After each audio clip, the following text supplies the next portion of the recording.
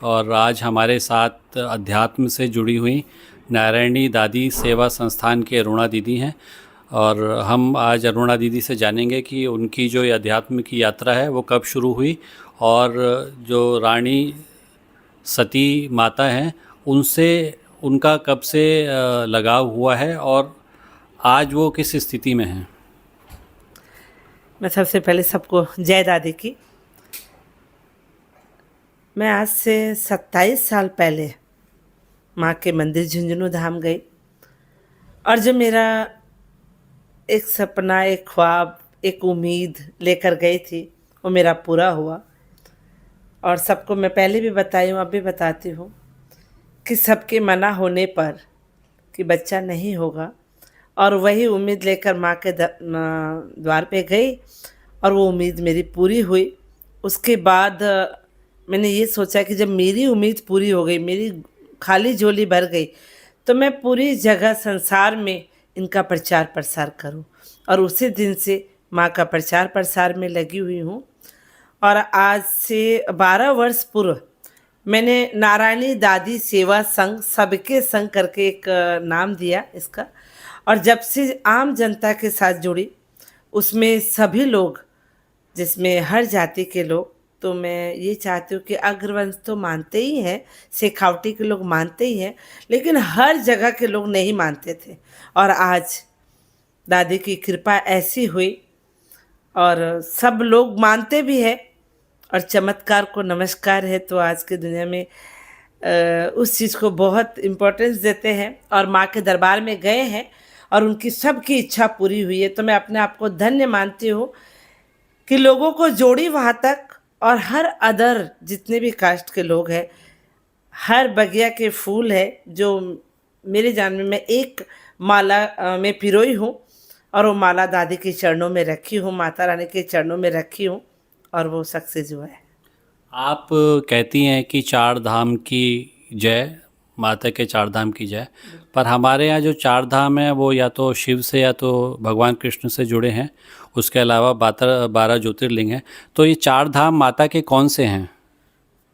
देखिए, माँ के जो चार धाम हैं, जहाँ माँ ने जन्म लिया वो है ढोकुआ। हरियाणा के एक छोटे से गांव है, आज उसको हरिया ढोकुआ के नाम से जानते हैं। और जहाँ माँ का विवाह हुआ वो है हिसार धाम, जिसको मैंने 4-5 साल पहले ही, वो भी स्वप्न में आए और मैं वहाँ गई। उसके बाद लोग जानने लगे, यहाँ तक कि हिसार के लोग भी नहीं जानते थे। किसी और मंदिर के नाम से विख्यात थी, चीटी चीटी मंदिर, कुछ इस तरह से। तो वहाँ जब गई और वहाँ की जानकारी जब मुझे मिली कि यहाँ हिसार में ही बाबा तंदन का यहाँ ब्याह हुआ था और माँ शादी होकर यहाँ आई थी, उसके बाद प्रचार प्रसार हुआ और आज हिसार धाम कहलाने लगा।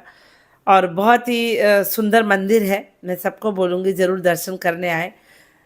उसके बाद देवसर, जहाँ माँ ने अपना रूप दिखाया, जहाँ महायुद्ध हुआ, दुष्टों को संहार करी माँ, और वहाँ अपना त्रिशूल रूप धारण कर, दुर्गा का अवतार धारण करके उनका भक्त जो राणा था उनको दी, और वो झुंझुनू में उनका भस्मी लेकर आया। और आज झुंझुनू धाम एक ममता में रूप माँ में वहाँ पर बैठी है। इसी तरह से ये चार धाम हुए, चारों धाम। इसलिए मैं इन माँ के चारों धाम की जय बोलती हूँ। जिससे भी जब भी कोई बात करते तो माँ के चारों धाम की जय ये हमेशा बोलती आई हूँ। हिसार धाम का आपने जिक्र किया, जहाँ माँ की का विवाह हुआ था, तो उसका कुछ आप बताएंगी हिसार धाम का?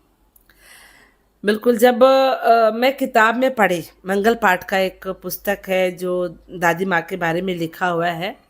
उनको लिखने वाले रमाकांत जी हैं, आज हमारे बीच नहीं है। उन्होंने बहुत ही सुंदर अपने शब्दों में पिरोया है मंगल पाठ को। तो उसमें जब मैं पढ़ती थी, हिसार धाम और ढोकुआ भी है, देवसर भी है, लेकिन तीनों धाम का मुझे परिचय था, ढोकुआ भी और देवसर भी और झुंझुनू भी। लेकिन हिसार धाम का कोई परिचय नहीं था कि हिसार धाम में भी मंदिर है।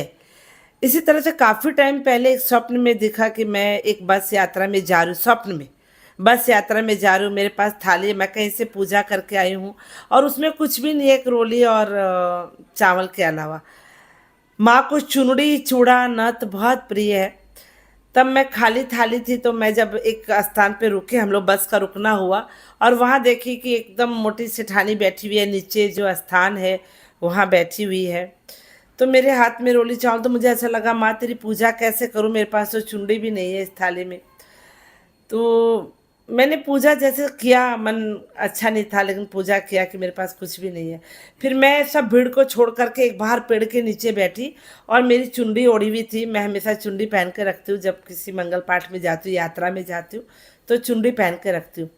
तो जब वो चुंडी मेरी उड़ करके एक पेड़ में जाके टकी, तो मैं वापस ली, माँ ये मेरी पहनी हुई चुंडी मैं तुझे कैसे पहनाऊँ।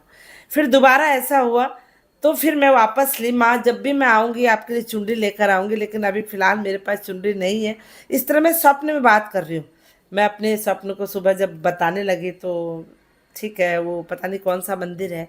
उस बात को 4-5 साल बीत चुके थे, और मैं अपनी कहानी ये बता रही थी। मुझे ऐसी मोटी सेठानी है, बहुत अलग रूप है माँ का। और मैं किसी लेडीज से ऐसे बात करी, कोई बहन थी, वो बोली कि ऐसा जो मंदिर बता रहे हैं ये हिसार में है। हम छोटे छोटे थे तब जाते थे, अब मुझे पता नहीं वो मंदिर वहाँ है या नहीं है, उसकी क्या स्थिति है मुझे नहीं पता। जैसे मैंने सुना और मैं हिसार धाम गई, और जा कर के उसी मंदिर में जाकर ठहरी जहाँ पर वो मंदिर था। लेकिन पहले वो नीचा स्थान था और बाद में वो सीढ़ी चढ़कर ऊपर आया। तो मैंने कहा नहीं, ये मंदिर नहीं है, मंदिर बहुत नीचे था। और मैं जब अंदर गई, पंडित जी बोले मंदिर 8 साल पहले नीचे ही था। तो मुझे विश्वास नहीं हुआ कि नहीं, ये शायद इनको नहीं पता होगा। लेकिन वहाँ के जब ट्रस्टियों से पूछा, सब बात हुई, तब पता चला कि मंदिर पानी भरने की वजह से किसी भी कारण से इसको ऊपर उठाया गया, और मंदिर वही है, दादी वही है, सब कुछ वही था। उस दिन मैंने ठान लिया कि इस मंदिर का प्रचार प्रसार करना है। और खूब धूमधाम से 13,000 चुंडी का आयोजन हुआ, गजरा उत्सव हुआ, काफ़ी आयोजन, 4 साल में बहुत तरह तरह का आयोजन हुआ और होता रहे। यही माँ से प्रार्थना है कि माँ तेरे 4 धाम की जय। और जिस दिन मेरे 100 साल पूरे हो, तो मुझे एक बड़ी खुशी होगी कि माँ ने इस बेटी को अवसर दिया कि हिसार धाम का चर्चा और पर्चा दिखाने की। तो मैं कभी भी, मुझे ऐसा नहीं रहेगा कि मैंने कोई काम नहीं किया। तो दादी ने इस बेटी को जन्म दे करके एक बहुत अच्छा काम कराया, ताकि हिसार धाम को पुजवा दे। आप 27 सालों से माँ से जुड़ी हुई हैं, तो बिल्कुल। इस वक्त काफ़ी सारे जो लोग हैं वो आपके पास आते हैं, कोई ना कोई अपनी परेशानी लेके, या कोई सुझाव के लिए, या कोई मार्गदर्शन के लिए। तो अमूमन ये जो लोग आते हैं, तो इनकी जो किस प्रकार के, मतलब इनका क्या इनको चाहिए होता है? जो आजकल हम देख रहे हैं कि लोग धर्म से दूर होते जा रहे हैं, और कुछ ना कुछ आप देखो मॉडर्नाइजेशन जिसकी बात कर रहे हैं उस तरफ जा रहे हैं। तो कुछ ऐसा संदेश आप भक्तों के लिए, या जो आते हैं उनकी क्या अपने विचार होते हैं? सबसे पहले तो मैं ये कहूँगी कि चमत्कार को नमस्कार। कलयुग है ये, जब तक काम नहीं होते हैं तो वो मानते नहीं है, चाहे ईश्वर सामने भी खड़े हो और उसके भाग्य में नहीं है, और भगवान आ गए, माता आ गई, माँ आ गई और उसका काम नहीं करके गई, तो वो भगवान नहीं है। इसके लिए हमें, जैसे मुझे माँ से बहुत प्रेम हुआ, तो मैं चाहती तो अपने आप में बैठ कर के माँ की पूजा आराधना, माँ से बातें करना मेरा एक लगन था, मैं कर सकती थी। लेकिन मुझे लगा कि मैं करके, मैं अपना स्वार्थ देख रही हूँ कि मैं अपना ही काम कर रही हूँ। तो मुझे लगता है कि मैं संसार में जितने भी दुखिया लोग हैं, जितने भी लोग आ रहे हैं माँ के शरण में, तो काम माँ ही कर रही है।